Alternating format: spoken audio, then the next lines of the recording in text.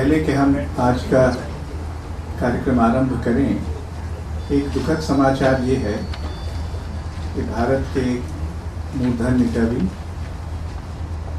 मराठी के कवि श्री नारायण सुर्वे का देहावसान हो गया है। सभी जानते हैं कि नारायण सुर्वे मराठी कविता में विशेष स्थान रखते हैं और भारत के श्रेष्ठ स्थानीय कवियों में भी उनकी गणना होती थी। इसलिए ये उचित होगा कि हम लोग एक मिनट मौन खड़े होकर उनको श्रद्धांजलि दें। खुशियों का भी ख्याल रखा।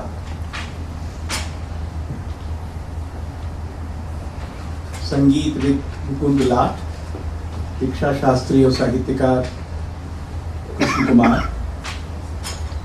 फिल्मकार कुमार शाहनी, बुद्धिजीवी और पत्रकार प्रभाष जोशी, रंगकर्मी महेश एलकुंचवार और माया राव अब तक इस स्मृति व्याख्यान माला में संवाद में भी भाग ले चुके हैं। और हमारा बड़ा सौभाग्य है, अब बरसों दिल्ली में, कहने को तो मेरा मन हो रहा था हमारी छाती पर मूंग दलते, ऐसा कहना संभवतः उचित न होगा। बरसों दिल्ली में रहने वाले गोविंद पुरुषोत्तम देशपांडे, जो पुणे में रहते हैं, हमारे आग्रह पर ये व्याख्यान देने विशेषतः आए हैं। गोविंद पुरुषोत्तम देशपांडे के बारे में इतनी बातें कही जा सकती हैं कि उनको संक्षेप में कहना थोड़ा कठिन है। वो बरसों तक JNU में चीनी अध्ययन के प्रोफेसर और विशेषज्ञ रहे हैं, लेकिन यहाँ उनको बुलाने का कारण उनकी चीनी विशेषज्ञता संभवतः नहीं है, बल्कि उनका रंग कर्म है। वो भारत के श्रेष्ठ नाटककारों में गिने जाते हैं, जिन्होंने मराठी में 10 नाटक लिखे हैं। इनमें से 9 तो प्रकाशित हैं और 10वां भी अप्रकाशित है, संभवतः प्रकाशनाधीन है। इसके अलावा वो एक बहुत विचारोत्तेजक बुद्धिजीवी भी रहे हैं। और आप में से जो लोग भारत की एक बहुत विचारोत्तेजक पत्रिका इकोनॉमिक एंड पॉलिटिकल वीकली पढ़ते होंगे, और अगर नहीं पढ़ते हैं तो आपको पढ़ना चाहिए, उसमें वो एक निमित्त स्तंभ लिखते हैं जिसमें संस्कृति, साहित्य, रंगमंच इत्यादि के प्रश्नों पर विचार करते हैं। उनके अनेक ग्रंथ प्रकाशित हैं, कुछ तो चीनी विशेषज्ञता को लिए हुए, लेकिन साहित्य, समाज और रंगमंच के प्रश्नों को लेकर भी उनकी कई पुस्तकें प्रकाशित हैं। हम सब ने उनको जाना था उनके पहले नाटक उद्ध्वस्त धर्मशाला से, जो कि उस समय का एक बहुत ही बौद्धिक नाटक होते हुए भी बहुत मानवीय नाटक था। और उसके बाद से वो लगातार रंग नाटक लिखते रहे हैं। वो श्रेष्ठ नाटककार और चिंतक होने के अलावा सभ्यता समीक्षक भी रहे। हमारे हिंदी में ये शब्द गजानन माधव मुक्तिबोध ने पहली बार इस्तेमाल किया था, जब सभ्यता समीक्षा, तो इस यानी सभ्यता के बड़े प्रश्नों पर विचार करने वाले लोगों को सभ्यता समीक्षक कहा जाना चाहिए। और ऐसे सभ्यता समीक्षक भारत में बहुत अधिक नहीं हैं, और दिल्ली में तो शायद लगभग नहीं है, या एकाध दो होंगे। तो इसलिए पुणे से एक सभ्यता समीक्षक को लाने का भी श्रेय हमको आशा मिलना चाहिए। इसके पहले कि हम उनसे अनुरोध करें कि वो आज का नेमीचंद स्मृति व्याख्यान दें, मैं नटरंग प्रतिष्ठान के न्यासी डॉक्टर नामवर सिंह से अनुरोध करूंगा कि वो फूल से अपने पुराने सहकर्मी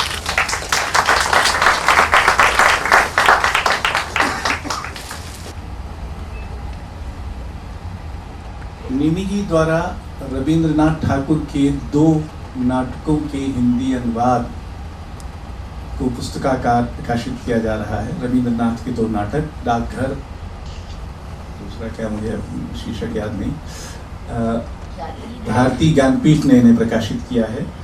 तो इसके पहले कि आप व्याख्यान दें, आप कृपापूर्वक इसका लोकार्पण करने का कष्ट करें।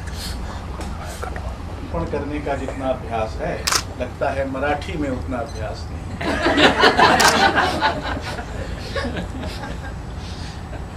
कम से कम मुझे तो नहीं सही है।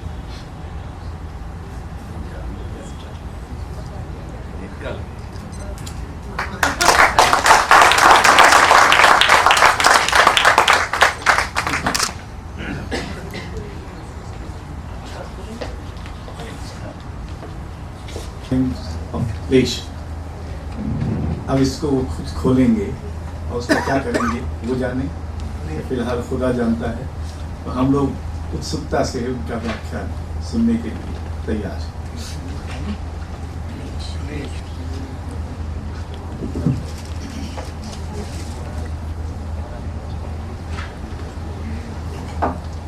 Theatre in the times of Klesha, you might say even Vyakhyan in the times of Klesha, is not very enjoyable. But that's what it is. I'm deeply honored that I've been invited to deliver Nemichandra Jain memorial lecture, an honor which quite honestly I don't deserve. But since it has been conferred on me, some greatness is thrust upon some. I seem to be but anyway, it's a great pleasure to be doing this. I interacted with him on several times, several ways, on several scores. I don't think our notions of theatre really matched each other at all. And yet somehow there was some charm about him that he even tolerated what he was considered to be a rather arrogant young leftist at that time. I'm no longer young, I realized that. I in fact started releasing the books, so I'm no longer that young. But anyway, he was extremely tall. I remember once a very angry debate I had with him when he wrote an article in the Statesman many years ago on the state of the Marathi theatre. And there was a reference to Javandari's play there, and now I don't remember the details and so on and so forth. And yet, I must say, he very patiently listened to whatever I had to say. Such tolerance and such understanding that one very rarely get in this sense. So I'm really honored. Oh, that's not, however, not the only difficulty. Plus, I will put in the company the names of who were just now enumerated by Ashok Vajpayee. Now, to belong to that galaxy is really not my cup of tea. But not always can you decide I shall not drink tea. So it's trust upon it. So that's it. Having made the caveat of that kind, I will now turn to the theatre in the times of Klesha. Let me make one thing clear straight away.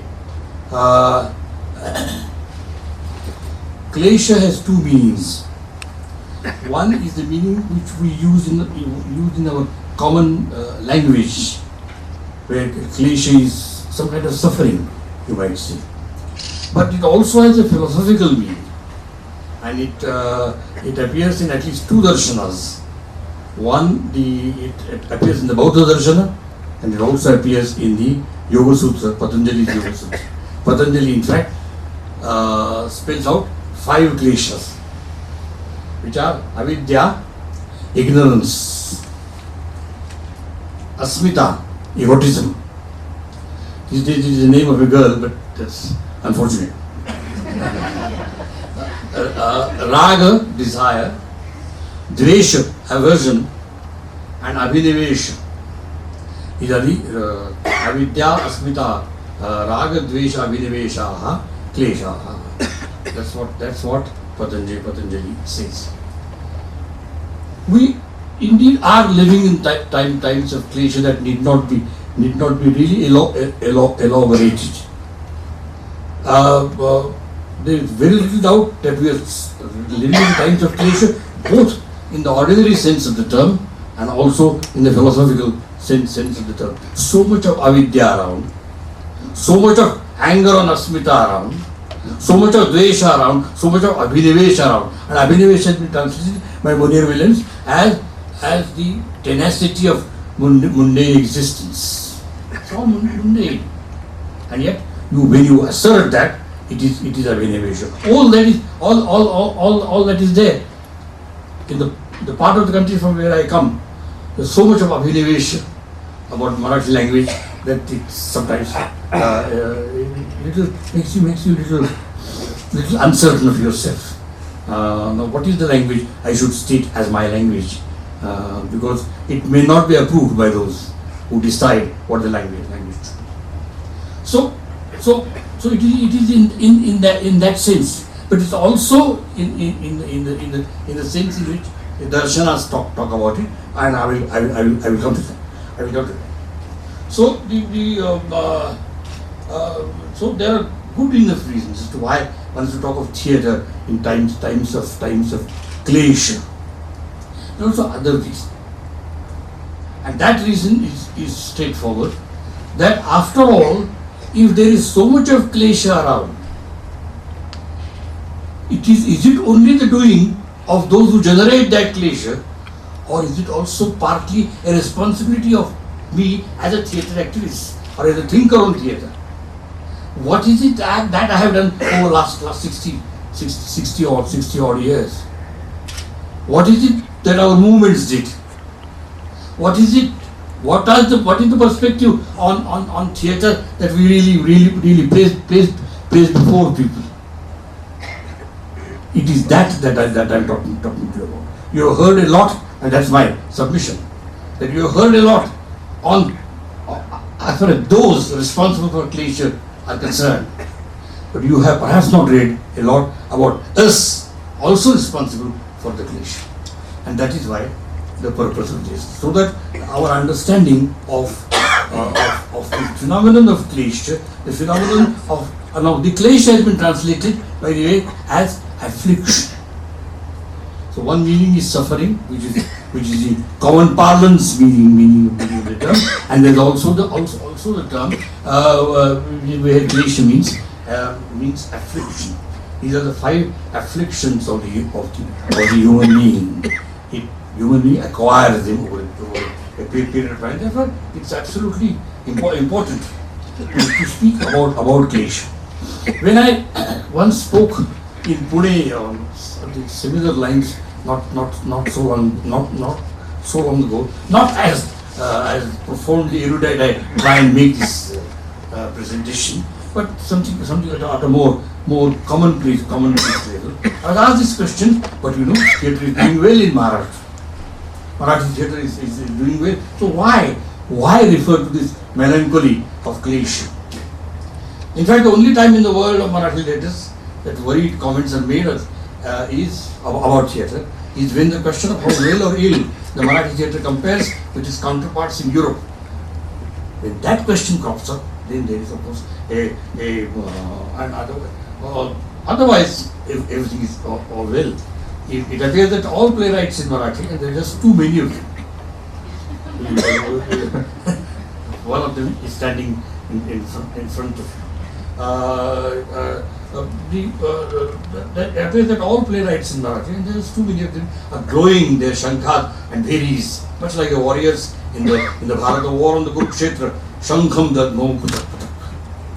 So that is how the Gita talks. So Shankham dadmo putak putak. The Marathi playwrights are rather well ahead in this game of Shankham dadmo putak putak.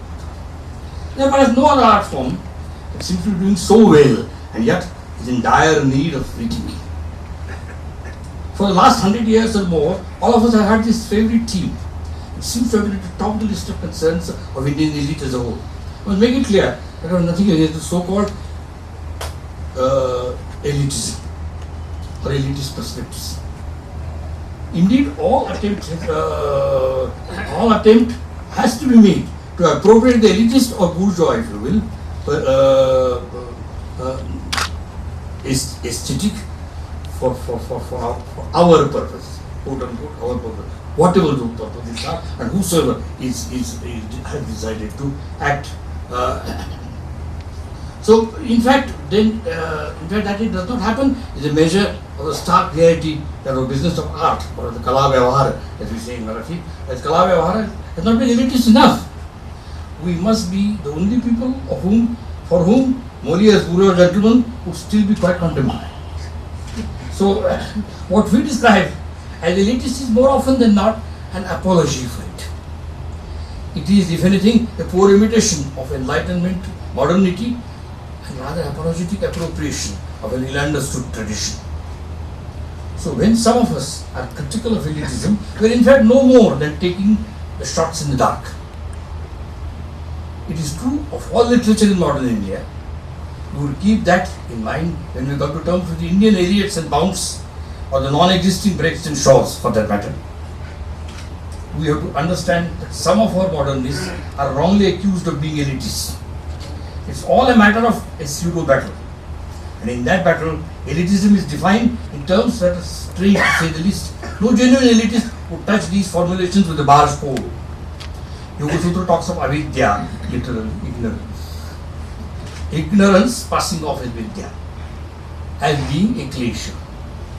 In many ways, our discourse of modernity and tradition, a binary to which we have sort of once were addicted to almost. Everybody used to talk about the tradition, modernity in tradition, modernity of tradition, tradition of modernity, and endless. Sociologists excelled in that, particularly. But most of us were not far behind. We as a social scientists are a special lot. We've done a lot of damage to the thought processes in this country. You might say that's our achievement, if you will. Because why not? Why not damage something which is in any case bad? So that could be an argument, yes.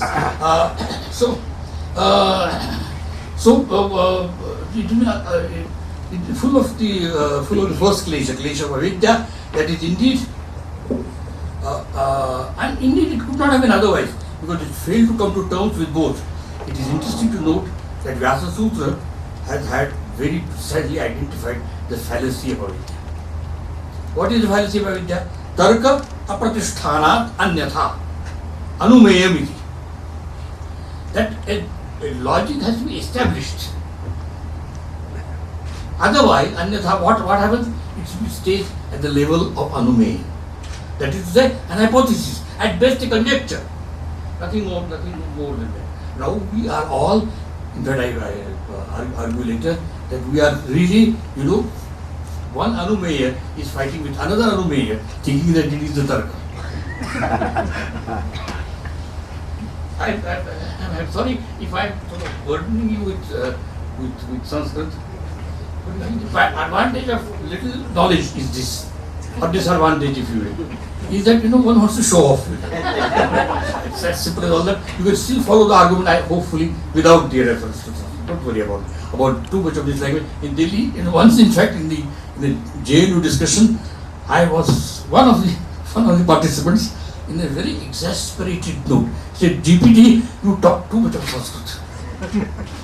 So I said, yes, I'm Kakre. It is incontrovertible. So I gave as good a Sanskrit answer as I could. Anyway, so what the sutra tries to say is that if the argument is not established, apratisthana, that is, it is something else, anyatha. It is at best mere conjecture and so that is still to be established. What is liberal aesthetics and the realist aesthetics are fighting out in our midst is the battle between the two anumeyas and not two tarkas. The liberals are stuck with the anumeyas of the progressives and vice versa. Here one can usually raise the point that we are not even aware of our historical genes. To be sure, enough has been written on the ancient tradition, but there is very little, if any, discussion of the Pali tradition, for example. Even the radicals forgot the dialectical gems of the Majjhima Nikaya. Now I will give you a quotation from Majjhima Nikaya rendered in my kind of Sanskrit, because it's very difficult to pronounce Pali. I am not really used to that language. Asti karmam abhavyam. Abhavyabhasam. Asti karmam abhavyam bhavyabhasam. Asti karmam bhavyam cheva bhavyabhasam cha. Asti karmam bhavyabhasam iti. It's all play of words on bhavya, abhavya. Bhavyabhasam, abhavyabhasam, 4 words. Bhavya here does not mean the usual bhavya that we understand. Bhavya, otherwise we in our languages use it for grand. Something grand is bhavya. Here, bhavya means something that is likely to happen. Bhava bhavati. It's an adjective coming from bhava bhavati. I'm sure you went to schools without Sanskrit. So here I am. We have properly invited a school teacher for the purpose. I was a school teacher all my life. Our institution was called the School of International Studies. So what the Sutra tries to say is that if argument is not etc. So what is it that Majjhima Nikaya is trying to say? It says asti karmam abhavyam. A karma is likely to be of the kind which may not appear to be happening, unlikely to happen, and it also both the appearance and reality of abhavya would be one. But equally, there would be an abhavya reality which is vyabhasam, looks bhavya. And there could be a bhavya reality which looks abhavyabhasam, and it looks bhavyabhasam. Four varieties, so you can work that out. But there is very little note taken. So what I'm therefore trying to say is that all this dialectical reasoning was left out. And imagine radicals doing this in any country. You cannot really come across. Ernst Bloch, the German Marxist, wrote a whole book on religion. And we have no great book by a leftist on Buddhist philosophy. Now you might say, what has that got to do with theatre? Everything. Because the terra firma on which we stand is determined by that. Why do you think European theatre is so important? Not because they have the money and they have the halls and they have reasonably sensible directors and all that. That's not the only reason. The reason is that when they breathe theatre, they breathe a tradition. When we breathe theatre, we don't breathe any tradition. Then the traditionalists take over, which is what is happening. Then they pronounce cultural nationalism. They wouldn't quote Majjhima Nikaya, mind you. No. Their cultural nationalism does not include Majjhima Nikaya. For Majjhima Nikaya is not included in anybody's repertoire. That is the problem I am trying to make. So there are then vacuums created, and it is these vacuums then have to be filled up. If you don't fill them up, somebody else will and does. And this is also true. I think if my memory serves me right, I could not find the source in time at my disposal there, but I suspect my memory probably serves me right, which rarely does, but in this case might be that Majjhima Nikaya must be the first work where actor's job has been described. What does an actor do? Is it prior to Natya Shastra mind? Haseti va rudeti va. Makes you laugh or makes you cry. Now imagine an actor who breathes this tradition and is acting. Then he acts more sensibly, more responsibly, because he has his responsibility to Majjhima Nikaya. At the moment he has no responsibility to anyone. Completely irresponsible actors is what we have. If I might put it rather strongly. Some of it has to be ignored, mind you. Don't take me to task for that. There are certain things. There are two kinds of statements one always makes. One statement with a certain kind of an epistemological status, and some other statements simply polemical. Forget the polemical part. I'm too used to doing politics all the time, so I can't avoid it.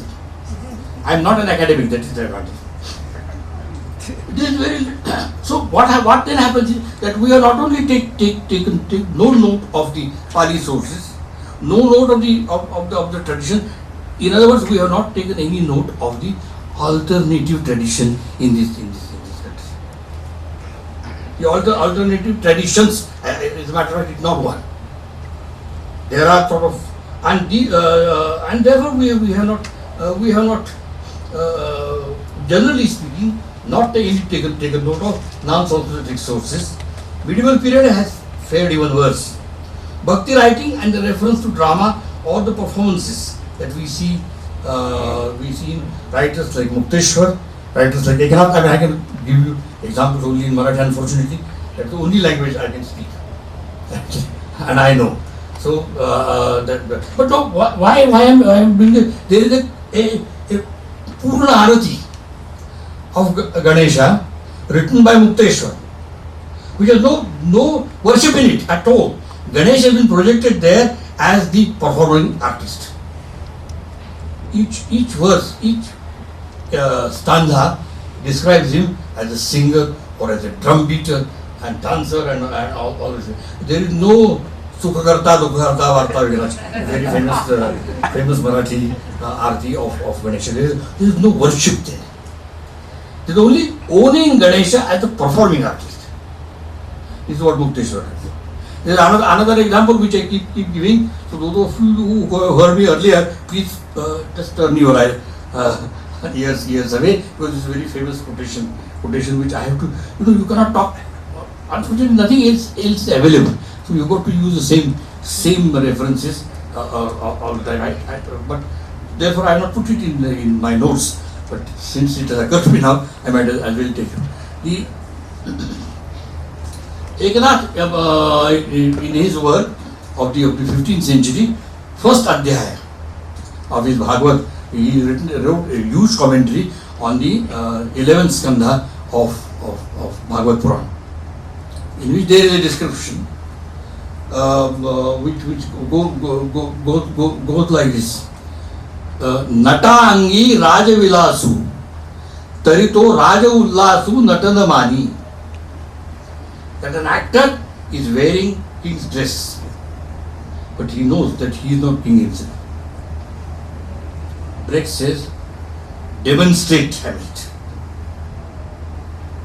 We applauded Brecht, and good that we applauded him, but we did not remember, yes, sure, it sounds closer to my ears. Supposing that would have been said, you imagine political Brecht's acceptance would have gone up several miles ahead. But those who enjoy Brecht don't know Eknath. Those who know Eknath don't know Brecht. It's like the state of the Sanskrit here in a way. But anyway, so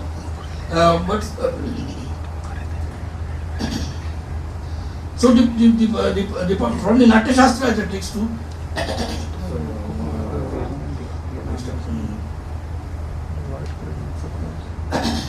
From so in other words, what is the repertory with which our critique is working? What is the repertory with which we are training our theatre people? Then we got people in a situation here. People who have not even understood modernity are dreaming that already postmodern. Again, why postmodern? That is because the word sounds good. I don't think that anything. So many novelists have been identified as postmodernists. There is no modernist novelist left. That is sort of situation. Luckily, we have very few, if at all, postmodern playwrights. Luckily, not that much. There are postmodern poets, postmodern novelists. In any language, and you will find examples. I had seen a postmodern production of one of my plays once. When I went, said to the director, I mean, this is really, there's no exaggeration, mind you. It's my experience. When I said to the director that what he presented on stage came across to me as postmodern, he smiled and Shortbag imitated precisely. In his conceptualization of the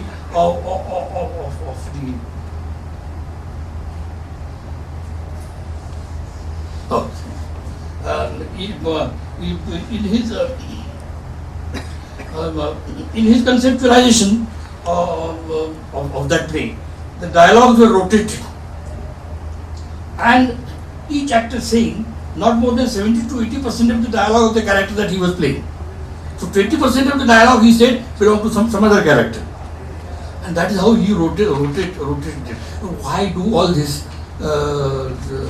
Something I don't quite understand. Let poor GPD use his words as the way he wants it. It's as simple as all that.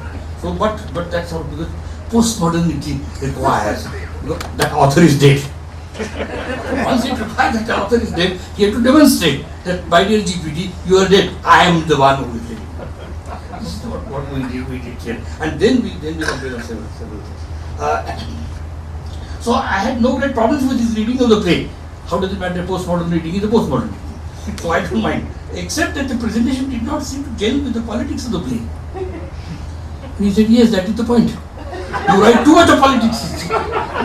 And this politics, he said, your politics springs from after all, a grand narrative, which is modernist. I am postmodern. But the point is that the playwright is at so helpless. Nobody does his plays. So he has to say yes to anybody who is willing to do the play. I don't think I have courage enough to say, turn around and say, don't do this play. I think most unlikely. The other thing was not so planned, however. That one character didn't turn up for a show, so they omitted the entire scene because the character was not there. But that was an accident. It was not a postmodern variety. What I did understand was the political purpose of such an exercise. It was interesting attempt, but did not really work with either the audiences or the critics. Maybe it was a case of his Alumeyer against mine. That's possible. Whether we have even now worked out our answers to questions of modernity in our theatre or literature is more than anyone can say. Indeed, it is well worth asking if we rather irreparably persuaded ourselves that our discourse on these questions is ready and complete. We have not worked out our own perspectives on these questions. We could not have worked out them either. If you had an opportunity to look at the book in any of our languages on postmodernism and post-structuralism, you will discover that it is like reading a dictionary of a strange language. It is not even opaque, as some of the American writing on these questions is. These writers seem to believe that all understanding, being modern, shall be out. We are and should be post-understanding in our simplicity, and perhaps for that very reason, we are so certain of ourselves. This is perhaps more so in the meager critical thought in the world of Indian theatre, although we have not had any postmodern plays, not yet anyway. Let me introduce a caveat here. Much as I talk of the so-called Indian scene, my observations mainly originate in my watching and writing about Marathi theatre. Of course, it cannot be otherwise, as I am not in any sense a proper student of theatre or literature. Keep that in mind. Don't accuse me or don't expect from me a student's discipline, academic discipline. I am not an academic. Of course, it cannot be otherwise. I am only a dealer in Marathi words, either as a critic or as a playwright. My job makes me, this is a beautiful word, that's why I'm being a little personal here. You must forgive me for this. My job makes me to use a word that my mother had coined and which I have since used in my plays. The word that she coined was Shabda Sukhi. She used to call me Shabda Sukhi. One who revels in vicarious pleasures of the words. She always used to say, Govind, you are a Shabda Sukhi. Don't do anything, that is, basically. Just stop. After all, a Rashtrakuta king named Nityavarsha had in fact Tamrapati shoot in 971, as early as that. Exactly at the end of the first millennium, this Tamrapat appears. What does it say? It is describing Nityavarsha. What is the description? Tulyo yasya cha natya shastra vishaye natyeshvarakho shivaha. The only person comparable to him in the science of drama is Lord Shiva himself. So as late as 19th, and this was in Parvani, in Aurangabad district. This is where Tamarpad appears.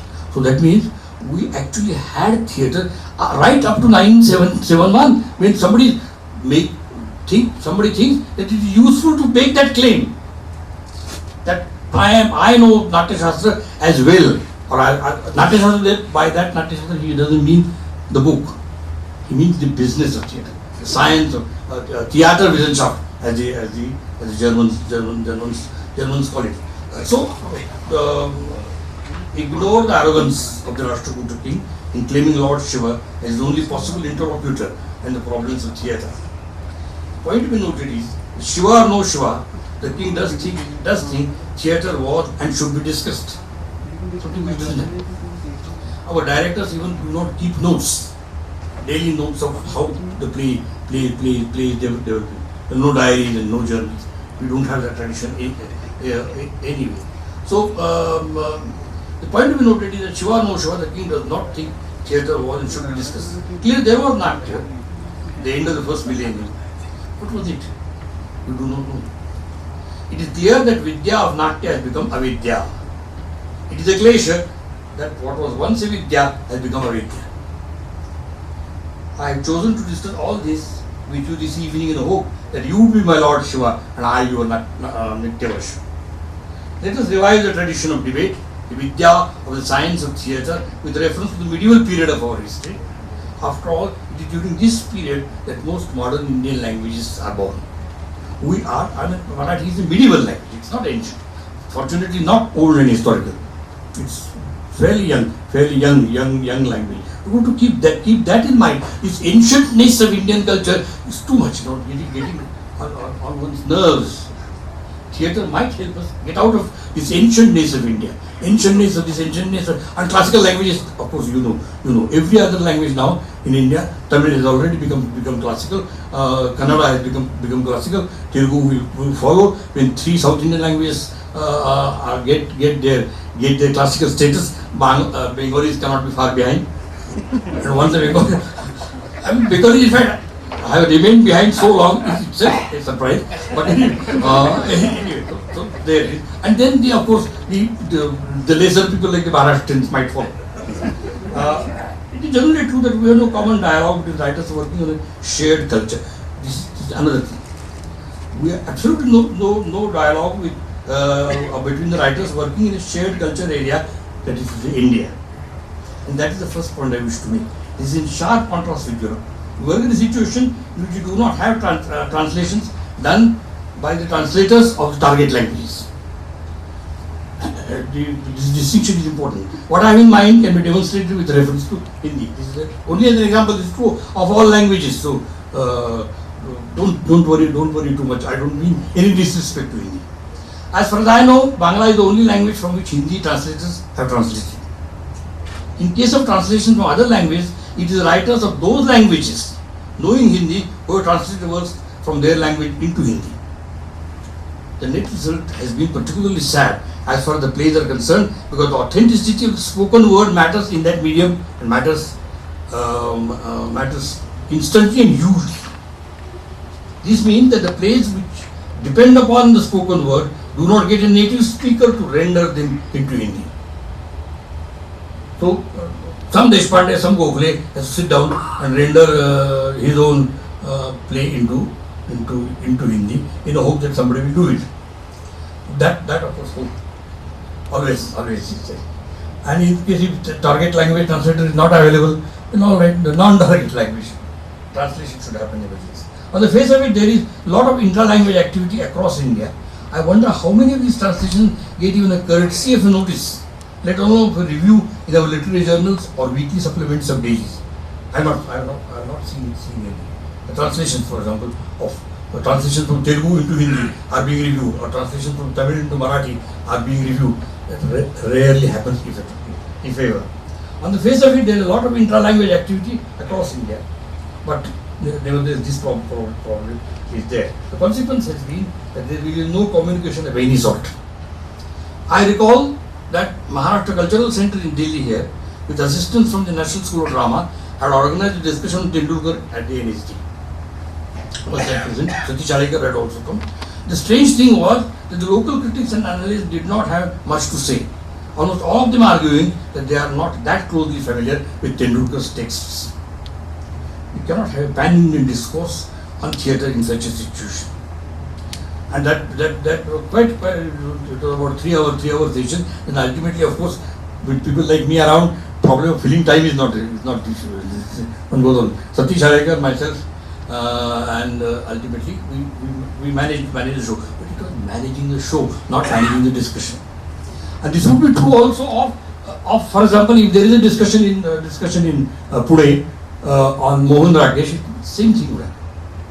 That probably apart from teachers in Hindi, nobody would speak on Mohan Rakesh or what he did to the theatre language. I don't think there is any write-up. I have not seen a single article on Mohan Rakesh which discusses this thing. I mean, I'm talking the Marathi articles. So there can be a 3-day national seminar on Shakespeare, but there cannot be one on Tendulkar or Mohan Rakesh for that matter. No wonder Delhi Autowalas call these cultural centers of various state governments in Delhi as embassies. Secondly, such discourse has no terra firma from which to launch a genuinely modern discourse. And what has happened, various kleshas that we see around are a function of what shall we say, underdeveloped or undeveloped modernity. That's what I'm really coming to. The European discourse might have helped. The European debates have completely escaped us. Even the zestful Marxists did not come to terms with the debates on the continent. Marathekar, I take it that you know the name if not his poetry, at one place has said that Marathi poetry is so parapushta that it is not parapushta enough. Marathi साहित्य इतके परपुष्ट आहे की ते पुरेसे परपुष्ट नाही. That was the sentence of Marathekar. How many genuinely critical statements such as this can we find in Indian literary debates? I wonder, Marxist or otherwise. And poor Marathekar was no Marxist. We seem to have made a convenient assumption that we do not need ideas or theory. The Indian classical tradition or the Marxism of Communist Party of Great Britain, as the case might be, was good enough. He is the most significant Marathi novelist in the past 50 years, Nemade, is forever worried about nativism, Deshivad. One might almost say that our debates were practicing a strain in nativism. The left in India showed a marked preference for the British radicalism as against continental Marxism. And maybe because no great continental Marxist critics like Lukács or Benjamin were then available in translation. The so-called nativists must be happy for such a shutting off of Europe. And it's a very serious phenomenon in our cultural and social life, is shutting off of Europe. That's what I'm trying to say. And simply, what shall we say, leaving some thoughts with you, you are then free to reject them.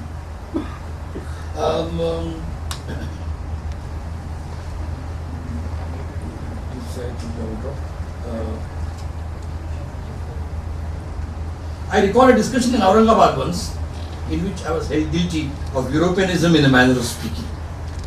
He said, in JNU I was accused of using too much of Sanskrit. In Aurangabad I was accused of using too much of Europe. So ultimately, I don't know what to use. Ultimately, I will have to say, okay, all right, too much of Marathi then. But nobody would be interested in too much of Marathi. So they were in fact opting for the adaptation of a typical Orientalist view of the Indian world of ideas. Indeed, there is a lot of Orientalist element in the Deshivadi thinking. Our radicals and conservatives alike decided that we know the so-called universalistic modernity and its European avatars already. It produced a second glacier of the Yoga Sutra, that is Asmita. I might mention here in passing that Vinova at one place expressed his utter surprise that Asmita is used in the name of a girl. Actually, what I said a little while ago comes from Vinova.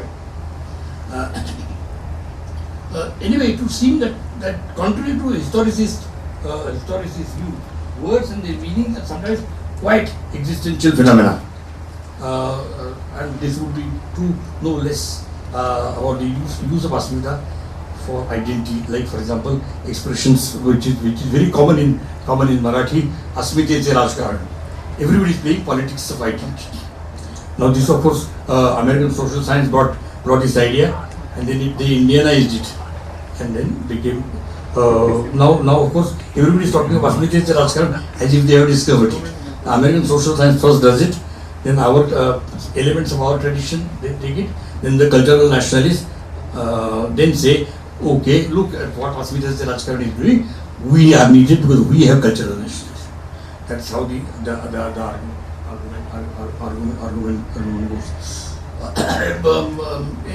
Anyway, be that as it may, it is true that a whole lot of art-oriented discourse in our languages is a case of a second K of the Yoga Sutra, that is Asmita. Of course, many Asmitas. But the modernist Asmita and the radicals Asmita have been neither very different nor opposed in any fundamental way. The Indian People's Theatre Association celebration of the folk forms or theatre of the people, Lokanatya, was not very different from the folk forms of theatre of people, was not very different from the, was not different from the Indian celebration of the same. We in Maharashtra matched the American enthusiasm for non-political breadth. Nobody did as non-political breadth as we in my part of the country did. The very pure art performance, quote unquote, people were celebrating Bertolt Brecht. Nothing to do with politics.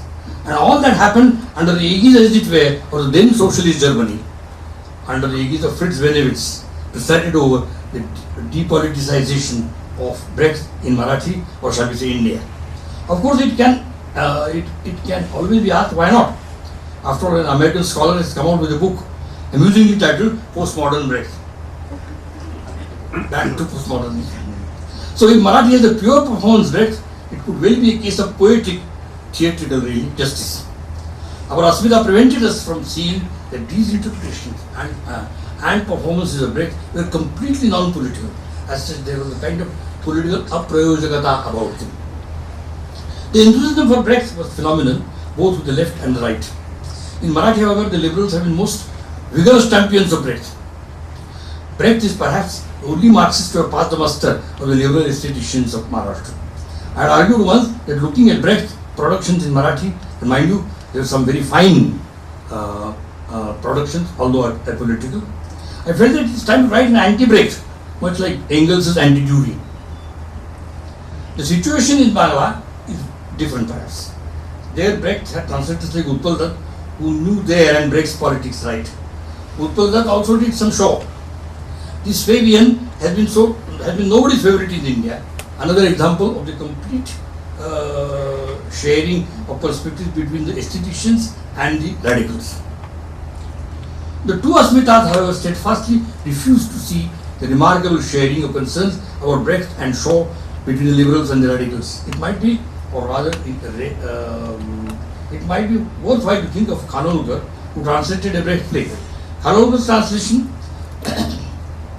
or rather rendering, was beautiful, but the politics of the play was drowned in the poetry of Khanolkar's language. The same was true of P.L. Deshpande's translation, or you can call it adaptation, to turn Gyaneshwar's Prasayadan, a beautiful epilogue to his 13th century commentary on the Gita, on its head. And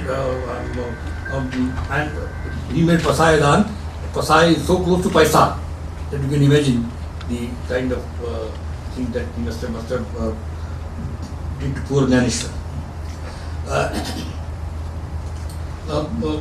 And that position was arguably political, but that political there was by extension, as it were. It was not in any sense Brechtian. P.L. Deshpande was deeply impressed by the Bengali adaptation of the play. As I have not seen it, I cannot say what the politics of that adaptation was. Of course, it could be legitimate to ask why a Marathi translator cannot read his politics in Brecht's text. Perhaps he could. And indeed, a Marathi translator, P.L. Deshpande or Khanolkar definitely did nothing but that. The point is, right or wrong, what we saw in Marathi was not Brecht. It was P.L. Deshpande and Khanolkar. Good play. But they are P.L. Deshpande. They are Khanolkar. They are not Brecht. A Deshivadi can and will ask, of course. But why not? Like my direct. Don't worry, drawing to a close more or less. Another page and a half. You could be anti-tradition and yet celebrate the tradition. No wonder break became an icon of sorts. If earlier we looked at Britain for ideas, now the modern urban cultural people finally found their own theatre looking at break. We had the progressive Indian theatre at long last.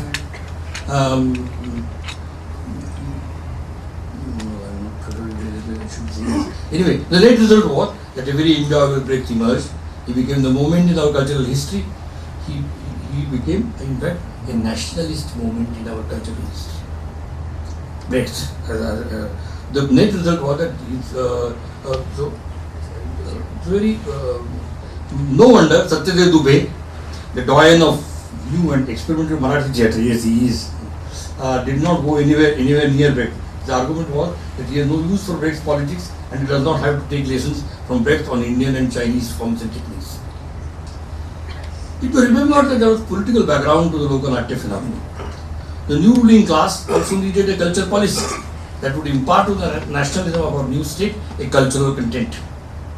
In the mid-50s of the last century, the government of India organized a huge seminar which attempted a formulation of a cultural policy. It was quite an iconic seminar almost. It happened in I suppose, Sangeet Academy and so on. There are in fact three stages that I am talking about. Breaks, not necessarily in that chronological order, but breaks, the seminar and the academies.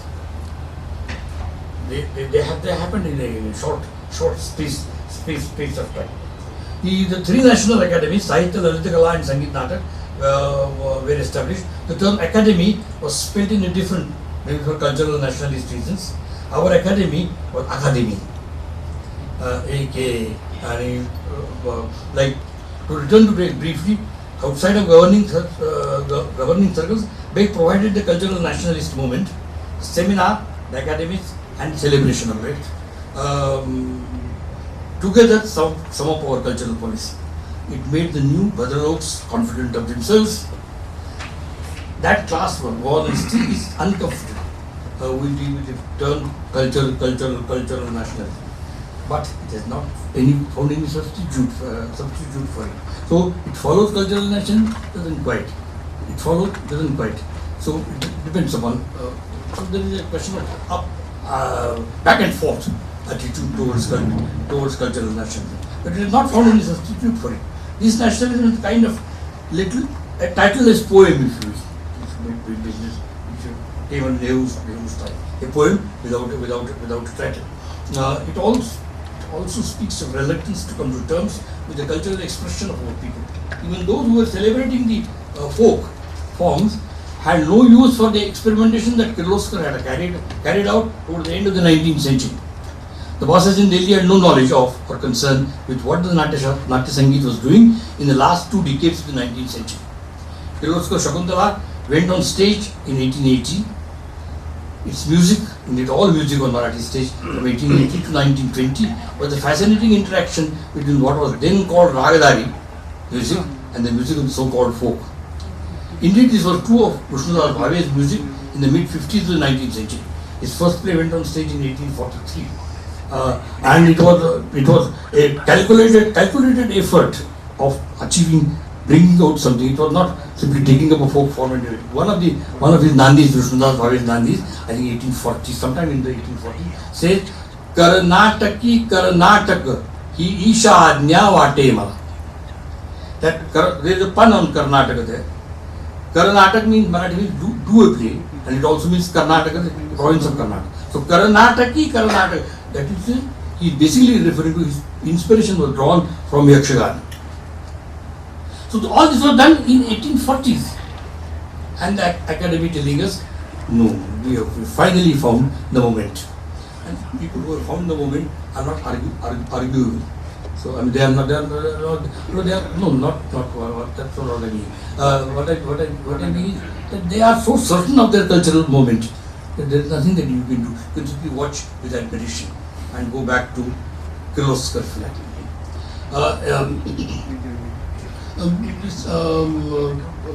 In the mid-50s, his first play went on stage in 1848, etc. Sangeet Academy, they had no.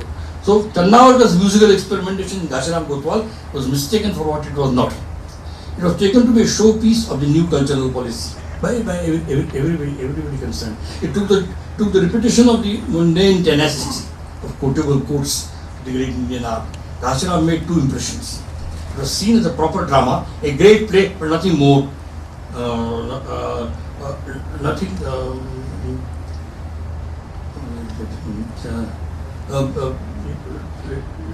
So,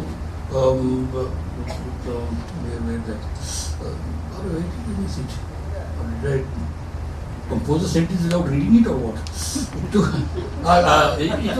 It was seen as a proper drama, a great play that nothing more, whatever in the world, very frequent. In India, however, it generated an abhinavation of sorts. Because it was taken to be, and indeed wrongly, as a triumph of the new cultural policy, bureaucratic innovation after the event, and dvesha, an aversion to what the people had actually done, more as a part of the tradition. The mundane bureaucratic innovations were projected as a new theatre consciousness in India, because there should have been some thinking of, to cite just one example, what change did or did Chandavarkar did or did not. Chandavarkar's music made to Natya Sangeet was never discussed. Even the radicals had little use for the experimentation that involved Lavani and a Bandish together. And now, of course, caste radicalism has little use for the so-called Brahmanvati theatre, even if that theatre was putting its own tradition on its head. It would be no better example of dvesha arrogance. One last point. All these years, a notion has dominated our thinking regarding especially performing arts. The idea of high and low culture has struck us down. By this logic, the folk is local. Now, as if logo should be spelled as L-O-W-K-A. A close look at our Lavanis, for example, should disabuse us of all such reading. But nobody takes a close look anyway. I'm not sure if, of this distinction imposed on us by British literary criticism. Lavani is no less classical in the verse in Kalidasa's Malavika Agnimitram, describing the leading lady Malavika's gate. There is a beautiful line there Kalidas writes, Lalita Abhinaya Se Shiksha. That I think occurs in the second act of Malavika Agnimitram. And that is probably the reason why Hadarit Satyavedi entitled his book on Kalidas is Kalidas ki Lalitya Yojana. So, Lalitya, in fact, Lalitya took the place of Saundarya in many ways. It's important to realize this, that you see very little of Saundarya Shastra in India. You have either Sahitya Shastra or you have this Lalitya. So it's a bit, how, the stage instructions in Malavika Agnimitram are extraordinary. They are given like this. She appears to turn. She appears to accept the flower.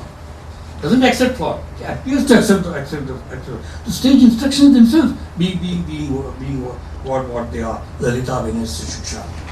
I suppose I could go on. After all, the Bauddhas taught of many more kleshas, but we have identified at least 5 kleshas of the Patanjali Yoga Sutra. This is no mean achievement. As a popular poem, or a subhashita if you will, regarding music, regarding Sangeet, go on. In my view, the case have frightfully limited the modern artist's capability to see light in the midst of encircling gloom of cultural nationalism, so avidly marketed by some. Well, that should be more than enough for one evening. Thank you. We just heard a very enjoyable and a very provocative lecture from Mr. Deshpande. He will be willing to answer any questions that you have. Yes? Boss, I am not very clear about the connection between Brecht and cultural nationalism. You say Brecht has been adopted almost or adapted almost as part of cultural nationalism. So I would be very happy if you could give me an example or two, sir. Shall I repeat the question, sir? it loud and clear. Yeah, but I'm saying that the connection between Brecht and cultural nationalism, I'm not clear, so I just wanted clarification on that. Thank you. Two notions of cultural nationalism. One was the cultural nationalism of you know who, and the other was the Nehruvian socialism and its practitioners pushing across their kind of cultural nationalism. And one is only saying that is why so many non-political adaptations of Brecht happened in this country. Brecht was not taken as a political playwright in India at all, and that is because these two sets of cultural nationalism. And all that I am really trying to say is that there are many reasons as to why. For example, the blindness around or the darkness around is growing. I am not saying this is the only reason, but there is a reason at the artistic level that we were not certain as to. From Brecht we went to the Indian traditions.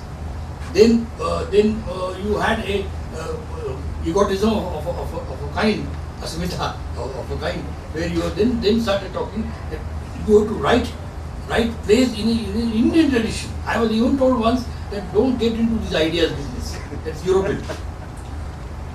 So once you dismiss ideas altogether, it's the performance which matters in India. No? Whoso thought of that, I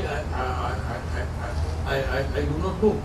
Then why Kalidas's Arthantaranya should be so celebrated? It was celebrated. So it is not as though this was. But I have been told in Delhi several times. That's not the reason I left Delhi though. So I've told several times that you get too much into words, too much into thought. That's all European. Indian theatre is pure performance, and pure performance and the excellence of performance. I said, but so I remember that conversation.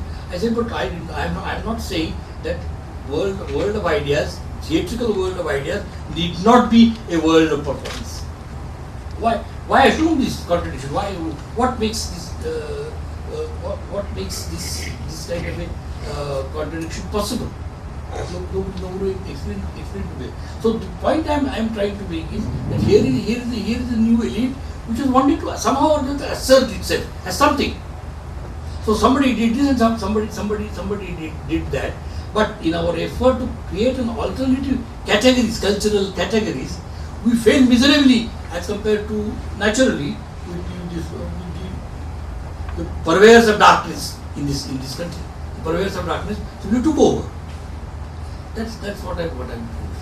But sure enough, I mean, I'm not at all suggesting that that Brecht became some kind of Hindu nationalist. Not true. दो line में clear Brecht नाटक से करता है event just like clear sir Yes, thank you. Clear.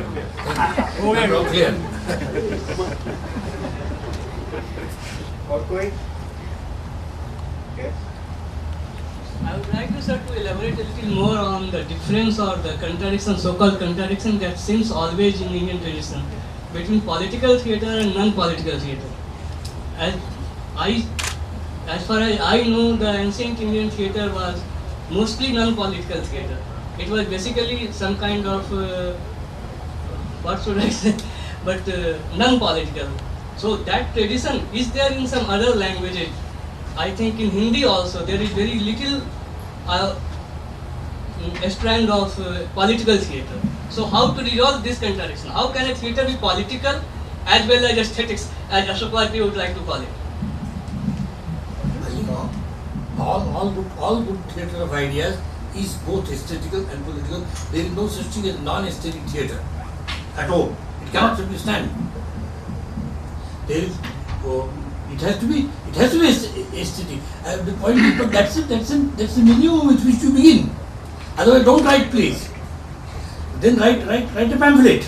Why write a play? If you are writing a play, obviously you have some kind of construction in mind. to kind of structure in mind, but some sense of beauty.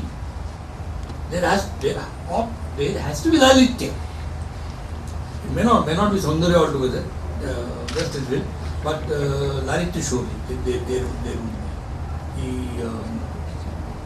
Definitely, there is no contradiction. I don't know what we think, but certainly it's my thought that this contradiction itself is false.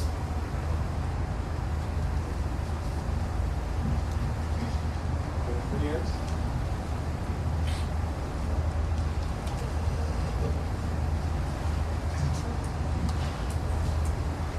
Well, friends, I think you will agree with me, most of you anyway, that we have heard a brilliant lecture from Govind Purushottam Deshpande, raising many questions which perhaps we are not able to cope with immediately or respond to immediately.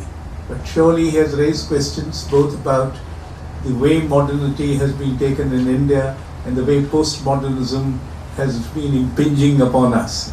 And some of the radical questions that he has made, both about theatre and about the overall growth of Indian theatre, Indian literature in many languages. One of the objectives of such a lecture series is to bring burning issues and radical insights into the foreground. And I think this evening has been one of those, and we feel very happy and we are grateful to Professor Deshpande, although he said that he is no academic. After all, he has spent a long innings at academia, howsoever inadequate he might feel himself to be. And we are very grateful to all of you who came here. Incidentally, I forgot to announce that the Natarang जो पत्रिका है इसका 85वां अंक आज ही प्रकाशित हुआ है. आप में से जो लोग इसे देखना या लेना चाहें वो शायद बाहर ले सकेंगे. आप सब यहाँ इस अवसर पर आए, इसके लिए नियम निधि और नटरंग प्रतिष्ठान की ओर से आप सबका बहुत बहुत आभार और गोविंद जी का विशेष रूप से धन्यवाद.